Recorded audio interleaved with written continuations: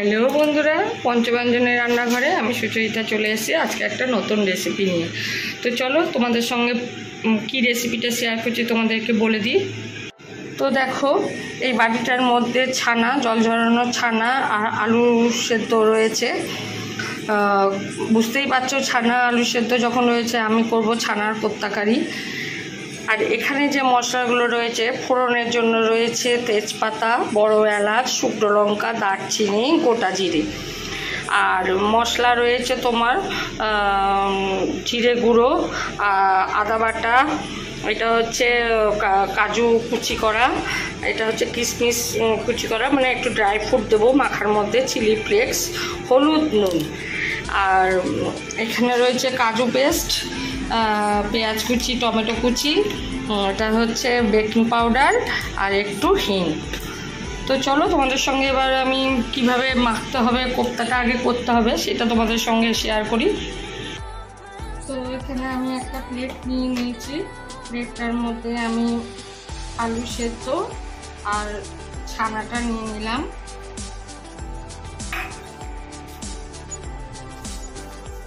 Baking পাউডারটা পরে দিচ্ছি।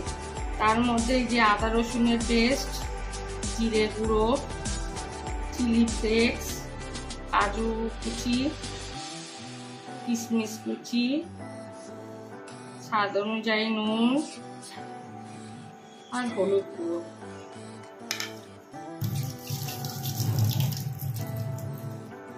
আমি কড়াইতে তেলটা গরম বসিয়ে দিই। এর মধ্যে দেব একটুখানি হিং,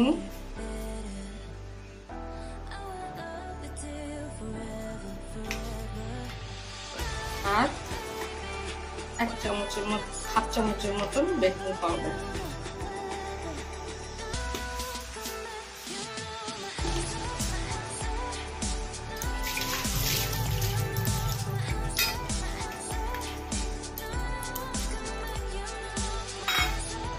এখানে আমার বাসনটা খুব কম, এই জন্য আমাকে খুব বুঝে বাসন নিয়ে করতে হবে।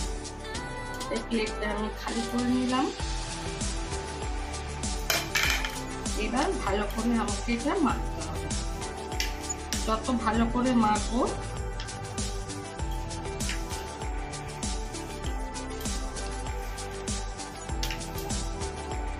তত কোপ্তাটা ভালো হবে।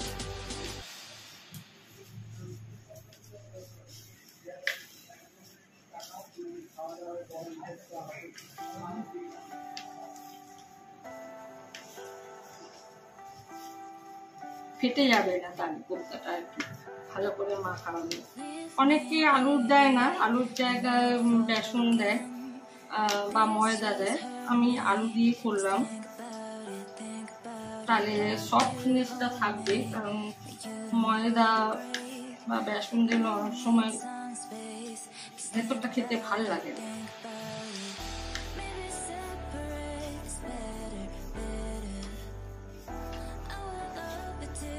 দেখতেই পাচ্ছ এখানে ভালো করে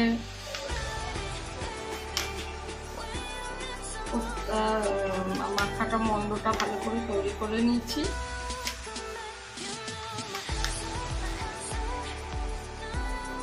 এবার ঝপঝপ করে কোপ্তা বানিয়ে নিই।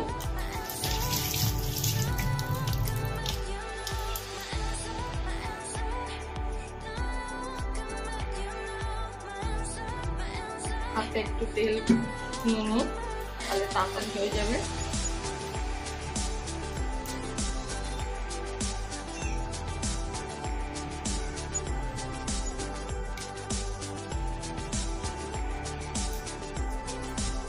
ভাগটা করে নিয়ে তারপর গোল গোল করে করব।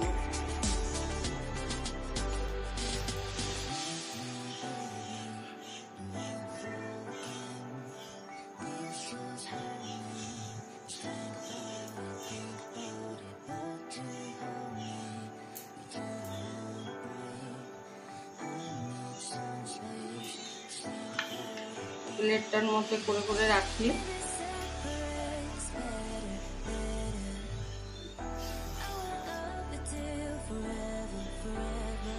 তেল গরম হয়ে গেছে।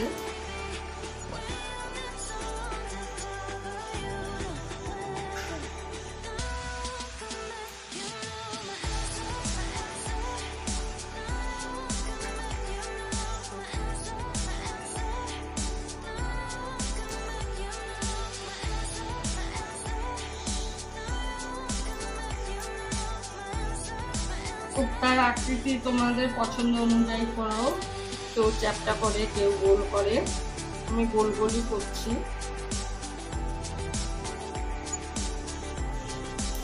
আমি কোপ্তা করলে গোল গোলই করি, সে কাঁচকলার কোপ্তা হোক, বাঁধাকপির কোপ্তা হোক, তাই করে আমি গোল গোলই করি।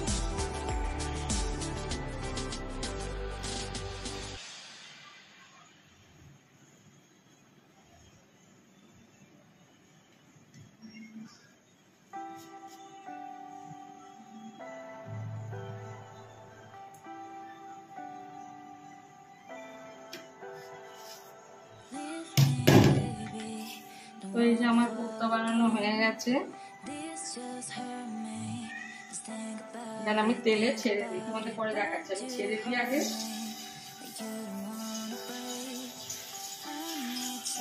মিডিয়াম ফ্লেমে ভাজতে হবে।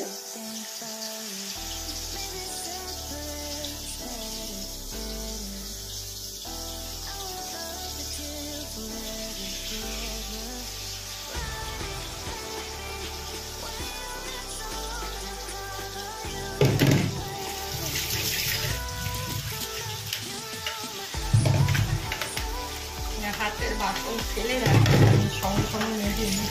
আর এখানে তো আমার কাজের লোক নিজেই করি।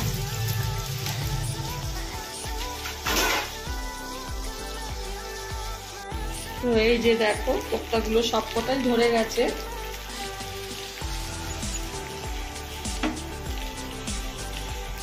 ভাজা হোক। তো কোপ্তা কারি বানানোর জন্য কোপ্তাগুলো কিছু ভাজা হয়ে গেছে, কিছু ভাজছি, আর আর কয়েকটা ভাজছি। তো কোপ্তা ভাজা আমার হয়ে গেছে, এই যে দেখো।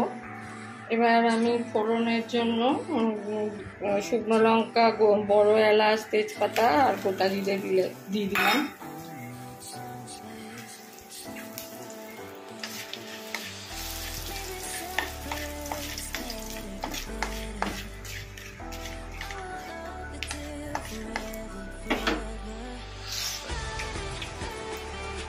এবারে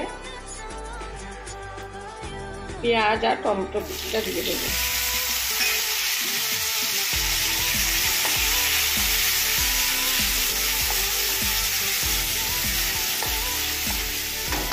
গ্রেভিটা করার জন্য ঢাকা দিয়ে দিই।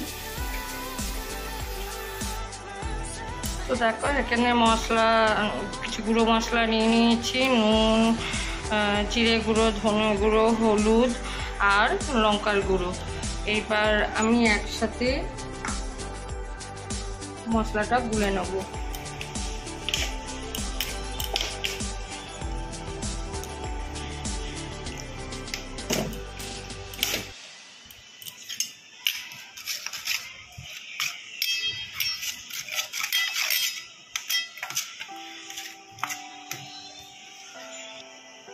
তো মশলাটা গুলে রেডি আমার।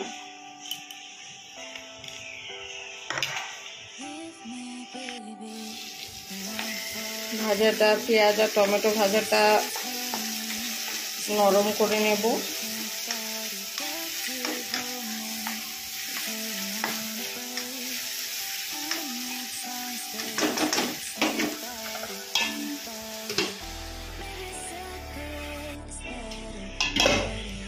তো দেখতে পাচ্ছ পেঁয়াজটা পুরো নরম হয়ে গেছে, তেল ছেড়ে দিয়েছে।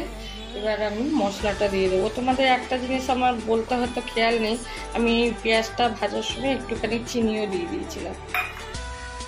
এবার এই মশলাটা পুরো কষাবো, আর এই কাজু বাদামের পেস্টটাও এই সময় দিয়ে দেবো।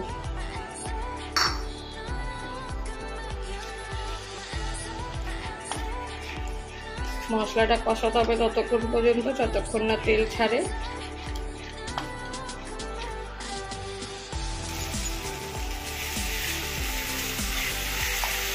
আজকে রান্না করতে খুব দেরি হয়ে গেল।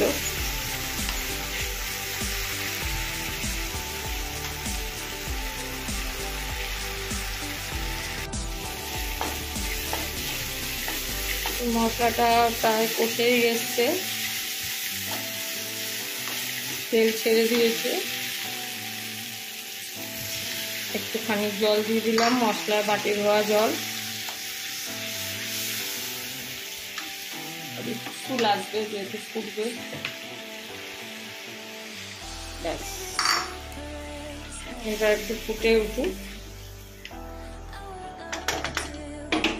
গ্যাসের স্টিমটা লো করে দিই, পুরো আস্তে আস্তে ফুটুক ভালো করে, মানে গন্ধ বের হতে পারে, মানে কাঁচা গন্ধটা। যদি কষেছি ভালো করে, একটু ফুটে উঠুক, তারপরে ফিরে আসছি। তো গ্রেভিটা দেখছো থকথকে হয়ে গেছে। এবার গ্যাসের স্টিমটা একটু বাড়িয়ে দিলাম। এবার গ্যাসের স্টিমটা নিভিয়ে দিয়ে আমি কোপ্তাগুলো দিয়ে দেবো।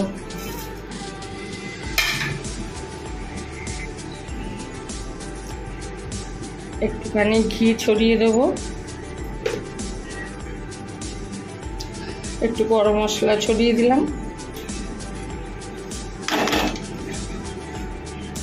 চলো এবার তোমাদের সার্ভিসিং প্লেটে ঢেলে দেখাই। তো এই যে আমার রেডি কোপ্তা কারি। তোমাদের কেমন লাগলো রেসিপিটা অবশ্যই জানিও। যদি ভালো লেগে থাকে তাহলে লাইক কমেন্ট শেয়ার করতে ভুলো না। আর যেই সকল বন্ধুরা আমার ভিডিও দেখছো অথচ এখনও সাবস্ক্রাইব করনি, তারা প্লিজ চ্যানেলটিকে সাবস্ক্রাইব করে পাশে বেল আইকনটা প্রেস করে দিও আর অল নোটিফিকেশন করে দিও, যাতে নেক্সট ভিডিওর নোটিফিকেশনগুলো তোমাদের কাছে সবার আগে পৌঁছতে পারে। আজকের মতন তাহলে আমি আসি, তোমরা সবাই ভালো থেকো, সুস্থ থেকো। আবার অন্য কোনো দিন অন্য কোনো ভিডিও নিয়ে আমি হাজির হয়ে যাব। আজকের মতন বাই বাই।